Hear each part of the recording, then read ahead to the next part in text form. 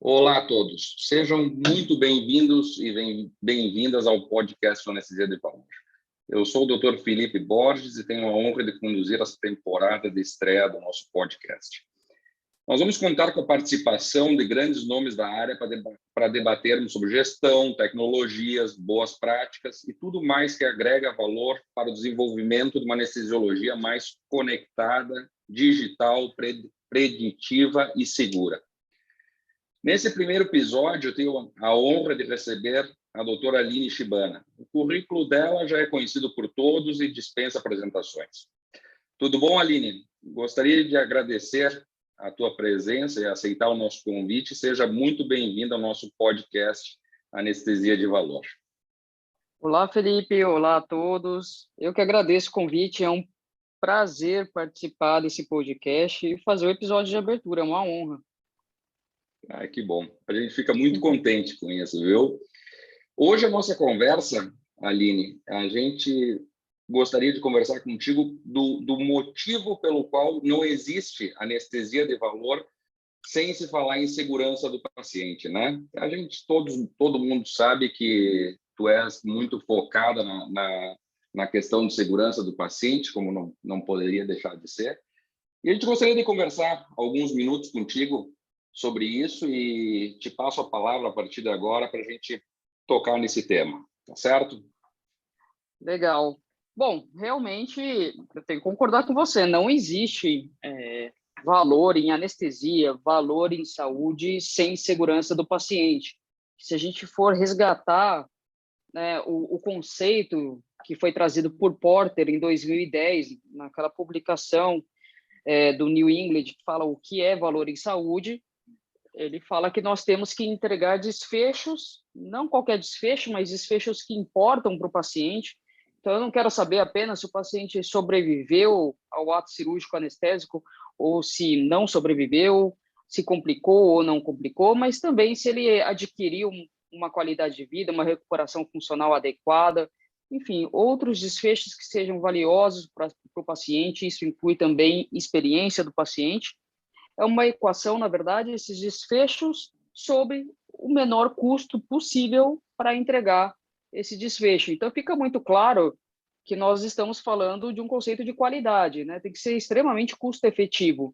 Esse paciente ele não pode complicar, porque, caso contrário, isso aumenta muito o custo, né? Existem trabalhos mostrando que um paciente com um grau de complicação, por exemplo, com disfunção múltipla de órgãos, um Clavian, né, pela escala de Clavian 4, um grau 4, ele chega a custar quase $250 mil a mais numa internação. Então, isso acaba saindo muito do que seria o adequado em termos de custo. Então, quando a gente pensa, de fato, na segurança do paciente, a gente pode fazer a melhor anestesia possível e imaginável. Esse paciente, eu esqueci de repicar o antibiótico, Felipe. Esse paciente infecta. Ele faz uma sepse, vai ficar 60 dias internado no meu hospital. Isso não é entregar valor. Então, é por isso que não existe valor em anestesia sem segurança do paciente. Não tem como fechar a equação. Em entregar essa qualidade, vamos pegar esse link do antibiótico. Por muitas vezes, o antibiótico, depois de 3, 4 horas, acaba passando batido numa cirurgia, né? E acho que a gente está ali exatamente para entregar esse valor, né? A gente tem que saber e estar focado em que as coisas estão continuando e merecem todo o cuidado, como se estivesse começando a cirurgia naquele momento, né? Exato, não dá assim para, como que eu vou falar, baixar a guarda em relação a algumas questões que são importantíssimas para esses desfechos. O repique do antibiótico, e eu falo por mim, né, trabalho num hospital oncológico, a gente faz anestesias de 12, 14 horas, às vezes com antibióticos que eles devem ser repicados a cada 2 horas. Então, você precisa lançar a mão de alguma ferramenta para te lembrar a cada 2 horas que você precisa, ou a cada 4 horas que você precisa fazer esse repique. Parece um preciosismo, mas o fato é que muitas vezes nós, como anestesistas, nós não temos uma visão de desfecho assim, não é nem de médio e longo prazo, é de curto prazo mesmo. A partir do momento que ele sai da sala de cirurgia e vai para uma UTI ou vai para a enfermaria, nós já não enxergamos mais o que acontece com ele, né? E muitas vezes vai Perfeito. ser lá que ele vai ter alguma complicação. Nós somos os médicos especialistas do momento, né? Eu digo sempre isso, a gente não costuma dar um antihipertensivo e dizer para o paciente ir para casa e voltar daqui 2 meses na consulta, né? A gente é Exato. o médico imediatista, né? A gente tem uma repercussão hemodinâmica, alguma situação complexa por conta da cirurgia ou por conta da anestesia, e a gente tem que resolver aquilo imediatamente, né? E como é que tu faz isso? Agora que tu me deu esse gancho do antibiótico, qual é a tua estratégia em relação a isso? A gente tenta lembrar e coloca sempre ali os horários que a gente faz, né? Mas seria importante a gente ter alguma coisa que realmente acendesse uma luzinha vermelha para a gente em relação ao antibiótico e as drogas que a gente tem que fazer em determinados horários, né? Porque depois de 12, 14 horas, tu já não consegue mais fazer isso como se estivesse na primeira hora de cirurgia, né? Não, de forma alguma, né? A anestesia já não é a mesma do que no começo do dia. Nós estamos cansados, enfim, submetidos a uma série de fatores humanos. Eu, de uma forma muito primitiva, ainda tenho que lançar a mão de colocar um alarme no meu celular. Então, a cada 2 horas, ele toca o alarme, ou a cada 4 horas eu configuro isso, e aí acabo lembrando de fazer o repique do antibiótico. Mas, no mundo ideal, é claro que seria excelente se a gente tivesse isso dentro de uma ficha eletrônica da anestesia ou dentro do prontuário eletrônico que a nossa instituição utiliza, que tivessem esses lembretes, né? Ele automaticamente, enquanto você preenche ali sua ficha, ele já aparece, não sei, um pop-up, Perfeito. alguma coisa assim, te lembrando, né? Seria o ideal, porque tira, inclusive, essa parte manual humana de fazer a configuração, que muitas vezes você pode esquecer também. Deveria aparecer um daqueles símbolos de alerta, né, no meio da tua ficha ali, ou em algum um sistema de anestesia, alguma coisa teria que te lembrar para fazer isso, né? Exato. Justamente para não ter que depender da sua memória, né? Porque nós somos humanos, a gente acaba esquecendo. Pois é. Mas, Aline, o que mais que a gente, Bom, tu nós somos pode me contar? anestesistas e é, nós nós somos assim, nós fazemos, né? Nós temos um curto período com o paciente, que é durante a nossa anestesia. Mas nós deveríamos pensar que, na verdade, o que nós fazemos nesse curto período tem um impacto importantíssimo quando a gente fala, né, de entrega de valor, né, de valor em anestesia, que são os desfechos de longo prazo. Então, existe, por exemplo, quando a gente conversa sobre valor em saúde, né, ou assistência baseada em valor, tem, por exemplo, um consórcio internacional, o ISHON, que é uma organização americana que ela padronizou alguns questionários que medem a funcionalidade dos pacientes, qualidade de vida após algum tratamento. Então, eles lançam alguns standard sets, né, que eles chamam, que são baseados em evidência científica, opinião de especialistas. Então, tem standard set de AVC, de insuficiência cardíaca, tem o de câncer coloretal, câncer de próstata, e aí eles orientam como você vai coletar esses dados e aplicar esses questionários de funcionalidade e questionário de vida. Então, você aplica um ali, baseline, para saber como que o paciente está antes do tratamento. Aí, no caso, a gente vai falar da anestesia, da cirurgia, né, que é a nossa área.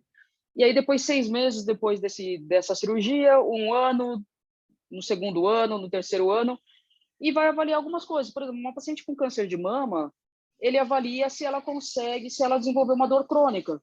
O paciente do tórax, a mesma coisa. Se ele desenvolveu dor crônica após o procedimento. E isso, a anestesia, ela tem um papel fundamental. Nós podemos lançar mão de bloqueios, de uma analgesia multimodal, né, uma anestesia multimodal para tentar diminuir essa incidência de dor crônica, assim como existem trabalhos mostrando.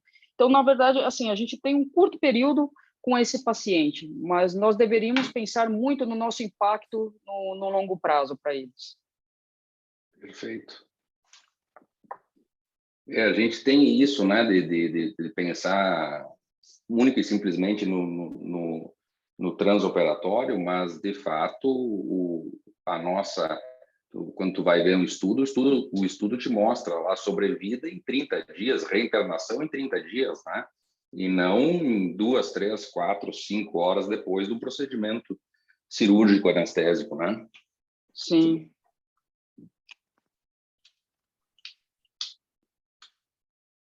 Então, nós como anestesistas, a gente tem muito essa questão de segurança. Se fala muito, mas muitas vezes, e a gente vê alguns discursos que eles não estão levando para esse lado. Às vezes se fala muito e na hora de agir acabam não sendo tão efetivos ou tão pontuais nisso que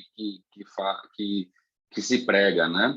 E esse talvez seja um dos grandes pilares de conscientizar os colegas relacionados à importância deles, né? Nós temos um papel fundamental em inúmeros fatores, né? A gente deu o exemplo do antibiótico, mas existem outras coisas. O paciente pode desenvolver uma trombose, né, e desenvolver uma série de outras complicações por conta disso, porque a gente não se atentou à profilaxia adequada no intraoperatório, ou então um paciente que desenvolve alguma neuropatia permanente por mau posicionamento na mesa cirúrgica, coisa básica, mas que eu vejo Coisa muita básica. gente que negligencia isso. E eu já peguei muitos pacientes que falam, nossa, doutora, olha, fui anestesiado, não sei, na última cirurgia, sabe que assim o corte na barriga nem doeu tanto perto da dor no ombro que eu senti, por mau posicionamento do Exatamente. braço. E Exatamente. isso, ele pode ter tido um desfecho maravilhosíssimo da cirurgia, mas o que ficou gravado na mente dele foi essa dor insuportável no ombro que não passava de jeito nenhum e que ele teve que fazer uma fisioterapia. Então, isso não é entrega de valor.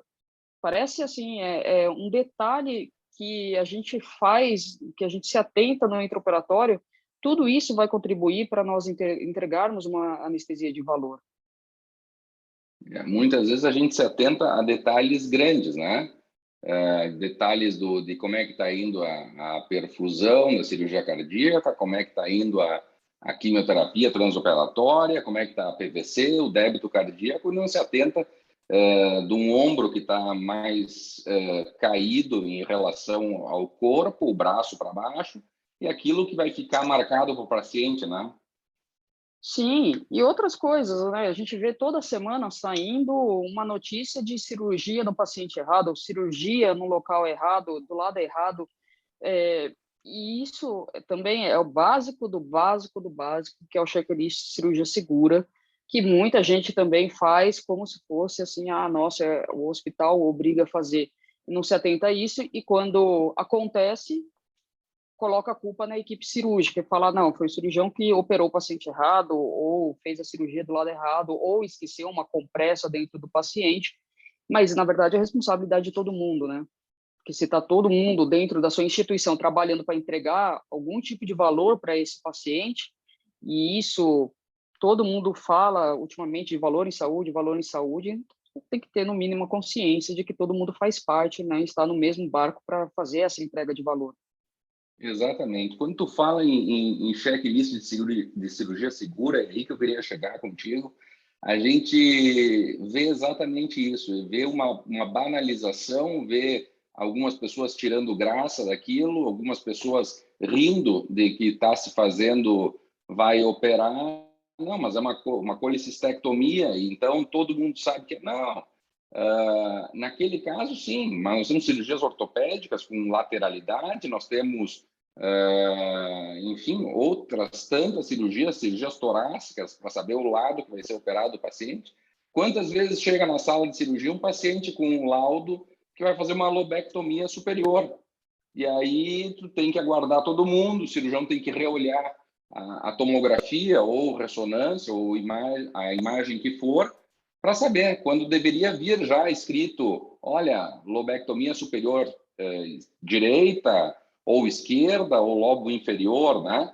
E as pessoas, a gente vê que tem uma dificuldade muito grande em aderir a alguma coisa tão simples e tão efetiva quanto o checklist de cirurgia segura. parece que por muitas vezes ofende as pessoas tu chamar para a sala e dizer, vem cá, vamos conversar aqui sobre o lado da cirurgia, é o quadril direito mesmo ou o quadril esquerdo? Né? E a gente passa por isso diariamente, né? Sim, e isso da lateralidade é um ponto, mas eu também vejo, assim, quando se negligencia o checklist de cirurgia segura, você acaba também não levando a sério outros itens que também são importantes e são nossos também. Por exemplo, se o paciente tem uma via aérea difícil prevista, você pega e fala, não, tá bom, não tem, ou então material e equipamento de via aérea estão ok, você pega e fala, dá um ok só para poder seguir com o checklist, e de repente esse paciente é uma via aérea difícil, você não tem nada preparado e você quebra o dente da frente do paciente. Exatamente. Então... E quantas vezes a gente já passou por isso, né? Alguém que tu olha e, esse é fácil, a via aérea é difícil, e o checklist as pessoas parecem que querem se livrar dele, né? Então, vamos responder rápido aqui qualquer coisa, e normalmente é um sim, tudo de acordo, justamente para não ter que parar e não perder mais tempo, entre aspas, né? Exato. Porque, na verdade, assim, quando a gente fala disso, do valor em anestesia, do valor em saúde, nós estamos pensando num ciclo de atendimento, de assistência a esse paciente, que seja adequado, a experiência dele como paciente também seja a melhor possível. Então, isso entra, e aí acaba saindo do assunto de segurança, mas acaba entrando nessa parte de valor, que é a experiência que ele tem. Então, a sua cordialidade, a forma que você trata o paciente, o carinho que, de fato, você posiciona, enfim, se atenta a inúmeros detalhes. Por quê? Porque esse paciente que ele é bem atendido, ele vai recomendar a sua instituição. E isso cria um ciclo virtuoso. Quanto mais pacientes, né, de uma forma eficiente, que eles são atendidos, primeiro, as operadoras de saúde começam a olhar melhor para a sua instituição e falar, poxa, ali complica menos, ali não tem tanta lesão, ali também não tem cirurgia do lado errado. E também para os pacientes acaba ficando mais confortável sempre procurar a sua instituição. Um paciente que entra no meu hospital e tem o dente da frente quebrado e toda vez que ele se olhar no espelho ele vai lembrar disso, ele não volta mais para o meu hospital. Não Por volta, mais que a não cirurgia volta. tenha, por mais que a cirurgia tenha dado certo. Com certeza absoluta, é Porque isso eu mesmo. não voltaria. Não, eu também não. Fica gravado, né? Fica gravado isso aí. Pode Exato. acontecer tudo perfeitamente, mas o dente quebrado foi quebrado no hospital X e ali o cara não vai mais querer entrar, né? E quantas vezes a gente vê colegas anestesistas, cirurgiões, enfermagem, que em sala de cirurgia falando alto, falando o equipamento não chegou ainda, não está ali, e o paciente acordado, né? Então, tu te coloca na posição daquele paciente que está ali dizendo, a pinça de vídeo não chegou, a prótese está errada, a prótese não sei o que lá, não chegou do fornecedor ainda, né? E isso é o nosso dia a dia, e o paciente está acordado, está ali deitado na maca esperando para se dar o ok para tu começar o procedimento, né? E dá a impressão que é uma bagunça, né? Que apesar de ter sido agendada a cirurgia faz um mês, não tem nada preparado lá na hora. Outra coisa Exatamente. também que assim me incomoda profundamente é a gente reclamando da instituição na frente do paciente. Então, não que a instituição não tenha problemas, né? Todas têm, todo mundo tem o direito de estar insatisfeito, mas não faz isso na frente do paciente, ele não tem nada a ver com a história, né? É Então, um dos momentos mais frágeis da vida da pessoa, ela passar por uma cirurgia.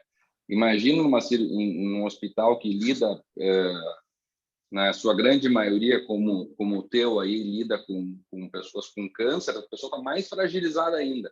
Se ouve dizendo, o bisturi não está certo, o aparelho não veio, o hospital não está pagando, o hospital trata mal os funcionários, e o cara acordado ali, é uma exato. experiência horrível, né? Horrível isso. Não, é horrorosa. Então, é muito claro, é como você colocou, o paciente está vulnerável. Ele já está ali numa posição que muitas vezes ele não escolheu estar, né? Dependendo da doença que ele tem, Exatamente. enfim, do procedimento. Se a gente às vezes deixa de ir num restaurante porque foi mal atendido ou o garçom foi um pouco grosseiro, Você imagina dentro de um hospital, né? Então, é algo a se pensar, eu acho, toda vez que a gente tem um paciente nas nossas mãos. Verdade. Isso é algo que a gente tem que pensar e não sai da minha cabeça. Isso bate diariamente isso, né? Daquilo da gente estar. Talvez todos nós da área da saúde devêssemos passar por uma experiência de um procedimento cirúrgico com aquelas pessoas falando que o equipamento não chegou, que está atrasado, que deu problema na esterilização. Quantas vezes tu ouve falar, deu problema na esterilização, vamos ter que esperar um pouquinho para começar a cirurgia? O que passa na cabeça do cara? Ele vai dar infecção, né? Sim, claro, e se der, é óbvio que ele vai atribuir a isso, né? Óbvio, né?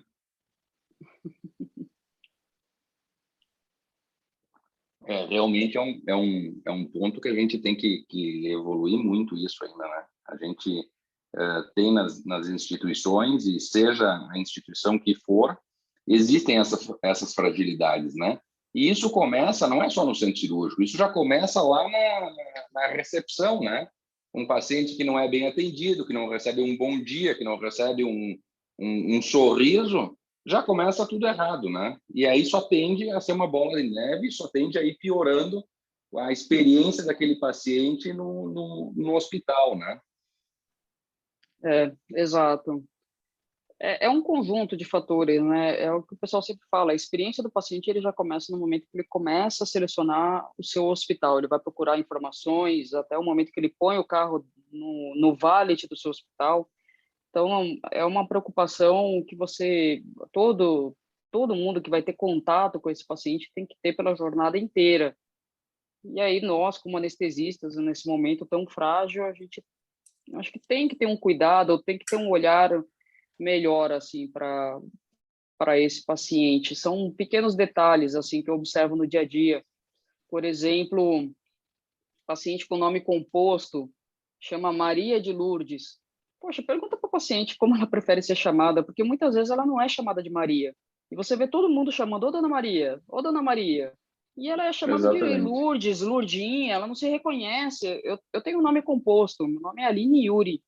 Se eu entro no hospital e todo mundo começa a me chamar de Yuri, eu vou me sentir muito pior até do que se me chamassem pelo nome composto inteiro, entendeu? Aline Yuri. Porque eu não me reconheço Uhum. só pelo nome do meio. Então não tem por que a gente fazer, são detalhes, parece preciosismo, de verdade, mas não é. Não Porque é, se não te é. chamam pelo nome errado, você não vai gostar.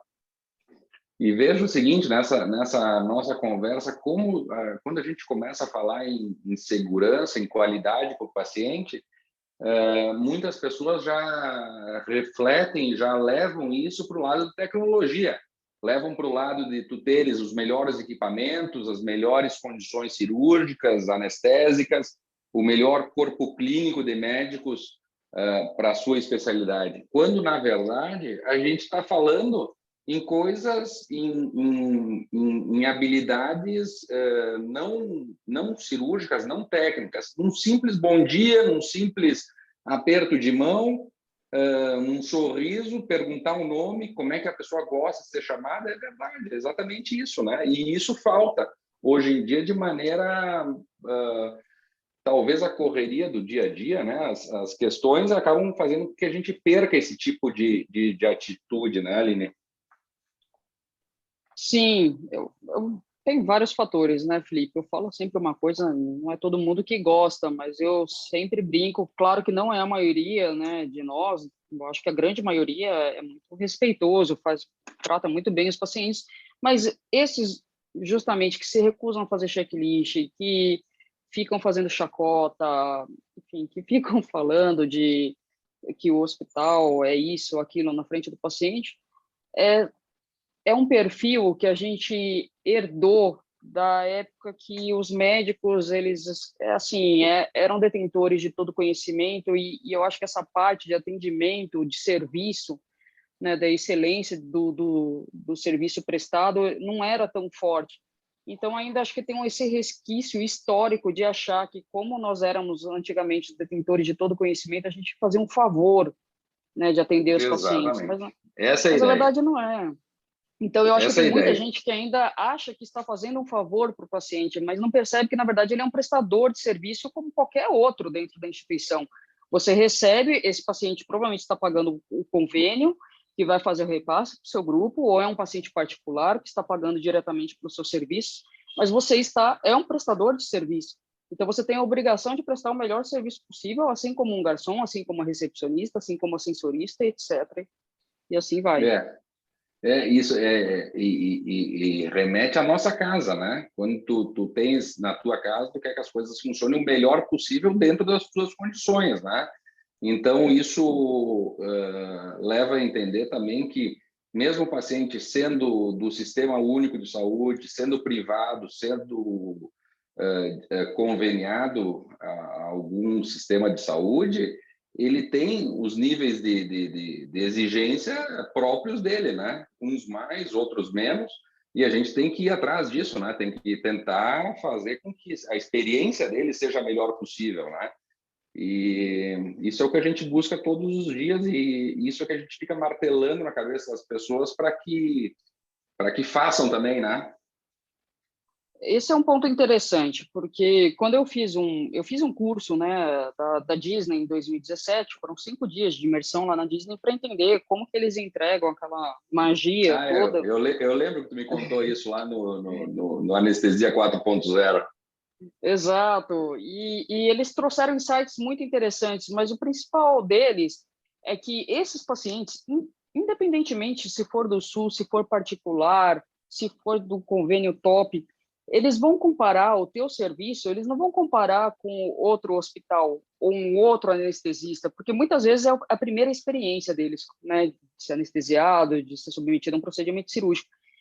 A Disney tem isso muito claro para ela, que a Disney não está sendo comparada com outro parque, né, de diversões, como a Universal. Não, ela está sendo comparada com qualquer outro prestador de serviço. Então, pode ser um hotel 5 estrelas. Se você tem um atendimento maravilhoso num hotel 5 estrelas, você vai comparar quando entrar na Disney e vai falar, poxa, se lá o atendimento é desse jeito, por que que aqui eles não podem atender do mesmo jeito?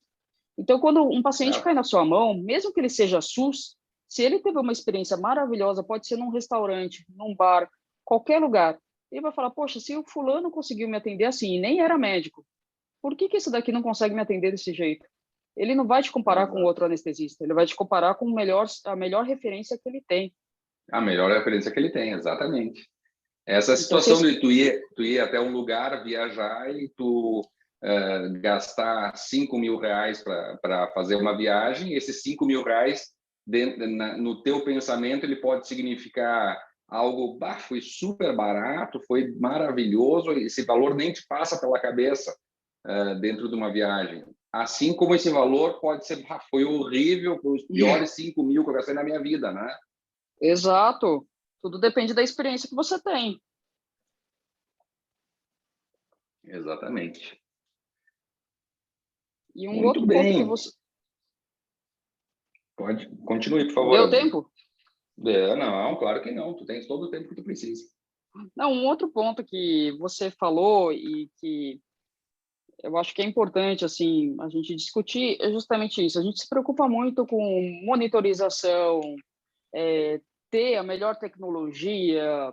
Eu quero ter videolaringoscópio, eu tenho que ter fibroscópio, ecotransesofágico. Eu preciso ter tudo para entregar uma anestesia de valor. Não que não precise, assim, mas não é isso. Quando você vai olhar os dados, né, a grosso modo, esses pacientes que vão complicar, que vão passar muito tempo internados, geralmente não é porque faltou um videolaringoscópio ou porque você não teve um monitor de última geração para fazer uma fluidoterapia, algo guiado por metas. Não, esse paciente, a grosso modo, a grande maioria, a vasta maioria dos pacientes que estão internados, eles vão complicar ou com infecção, ou com trombose, ou úlcera de pressão. Então, nós, pelo menos, conseguimos agir nos 3, né? Esse paciente que fica muito acamado, você pode fazer, sim, uma anestesia para ele conseguir não ter dor e se levantar logo do leito. Isso vai diminuir a incidência de trombose, vai diminuir a incidência de úlcera de pressão, ou uma neuropatia do paciente crítico, porque ele ficou muito tempo na UTI, né? Uma complicação respiratória. Então, são coisas básicas de segurança do paciente que, complicam e complicam muito, e é justamente, a grosso modo, que faz os nossos pacientes passarem mais tempo dentro do hospital. E isso dentro da equação, se você quer entregar o melhor desfecho, a melhor experiência, aí também já cai por terra. Pelo menor custo possível, o paciente que complica, ele vai ficar no mínimo mais 10 dias internado na sua instituição. Então, também Com aumenta certeza. muito o custo. Então, é claro, a gente sempre vai querer o melhor, ter o melhor na nossa mão, o melhor monitor, um melhor equipamento, enfim, a melhor ficha de anestesia, tudo. A gente sempre vai procurar o melhor, mas a gente não pode deixar de prestar atenção em coisas muito básicas. E algo importante também, eu acho que vai nessa linha. Tu tens muita tecnologia hoje em dia que ela não consegue ser alcançada por todos, não do ponto de vista de tu ter a tecnologia no hospital e tu teres no teu centro cirúrgico, porque isso está à disposição, uma questão de negociação e tal. Mas existe uma situação na qual tu tens o monitor e aquilo pode te dar um mismatch na cabeça, tu não saber o que tu fazer, não sabe o que fazer com aqueles números todos que eles estão te dando, né? Que é o que acontecia com os Swan-Ganz há tempos atrás, né? Há anos atrás, os caras tinha o débito cardíaco, a resistência muscular, sim, e agora eu faço o quê? Isso isso aí é bem visto, né? Não há dúvida nenhuma disso. Não, e é pior, né? Porque às vezes você tem tanta informação que você começa a querer juntar as informações e acaba fazendo uma conduta errada, né? Um diagnóstico errado da Exatamente. situação, por justamente não saber ler aquilo que está sendo entregue para você. É verdade. Muitas vezes menos é mais, né?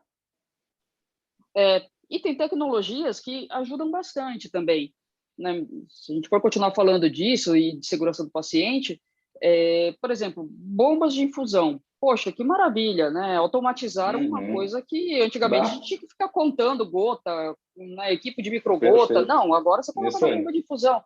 Mas as bombas novas de infusão, as smart pumps, né, as bombas inteligentes, elas vêm com aquela biblioteca de fármacos. Esses dias no meu Instagram eu fiz um questionário lá, um quiz, se as pessoas utilizam ou não, quando tem uma bomba inteligente na mão, a biblioteca de fármacos. E acho que, surpreendentemente, se eu não me engano, eu vou até resgatar esses números, mas acho que era mais de 20% falavam que não. E isso, para mim, não faz sentido, porque, assim, diminui muito a chance de você errar a programação daquele fármaco. Porque o fármaco já está Claro. pré-cadastrado, você seleciona ali o que você quer, já tem a concentração, já tem a diluição. Então, eu não entendo por que que as pessoas ainda resistem tanto a utilizar algo que está ali. É uma tecnologia que vem para ajudar e que comprovadamente diminui a chance de você errar a programação. E erro de medicação é o erro mais frequente dentro da anestesia, porque se você for pensar o que é a base da anestesia, a gente medica e monitoriza. Medica e monitoriza. Exatamente. É só isso que a gente faz. Então, Exatamente. erro de medicação vai ser o erro mais frequente que a gente vai cometer. Então, por que É. não minimizar isso, né? Aumentar a segurança da administração dos medicamentos, lançando mão dessas tecnologias também? Pois é, e é estranho tu não aceitar uma bomba de infusão que te dá um nome ali e tu querer se programar em microgramas, quilo, minuto, alguma coisa assim, algo que já está pronto na bomba de infusão, ela te dá tem uma biblioteca de tantos mil pacientes ali dentro e ela te escolhe o melhor perfil para aquele paciente que tu está colocando. É algo que realmente chama muito atenção fazer isso, né? Tu não seguires uma indicação de algo que está já pronto ali para ti, né? Sim, e diminui muito, entra naquele conceito dos fatores humanos, né? Que todos nós somos humanos, nós vamos errar, mas o fato de você lançar a mão dessas ferramentas, né? Então, lembrete, né? Que pode ser um alarme programado no celular, como eu faço, mas, né, no mundo ideal, uma tecnologia que faça isso por você, mas biblioteca de fármacos, que diminui o número de passos, o checklist também é uma ferramenta de auxílio cognitivo, porque cada etapa vai te lembrar de coisas Exatamente. fundamentais para a segurança, né, do procedimento cirúrgico anestésico. Então, você lançar a mão dessas ferramentas diminui muito a sobrecarga cognitiva, que é aquela sobrecarga que você faz no seu cérebro à medida que você vai tomando decisões, adicionando informações. E tem vários estudos que mostram que o nosso cérebro tem um limite, uma capacidade para lidar com essa sobrecarga cognitiva. Quando ele alcança isso e ultrapassa esse limite, nosso cérebro dá pane. Então, a gente começa a tomar decisões erradas, decisões atrasadas, por conta dessa sobrecarga cognitiva. Então, é muito mais inteligente você lançar mão dessas ferramentas justamente para tentar manter o seu cérebro naquele nível mais baixo, aquele computador assim que está rodando bem, né? Não vamos entrar na tela azul, não tem por que fazer isso. Aline, eu queria te agradecer imensamente por ter nos dado o privilégio dessa inauguração do nosso podcast de anestesia de valor, de estar junto com a gente aqui. Espero que esse não seja a última vez, mas sim que daqui a algum tempo a gente possa repetir essa conversa. Felipe, sou eu que agradeço, assim, foi um prazer, eu nem vi o tempo passar, é sempre muito bom conversar com você e realmente eu fiquei honrada de participar desse episódio de abertura, assim, fiquei muito feliz e espero poder contribuir outras vezes, falando de dados ou de segurança do paciente em outros temas, mas é só chamar. Com certeza, sim. Obrigadão, viu? Até a Obrigado. próxima, então. Tchau, tchau. Obrigado a todos. Tchau, tchau.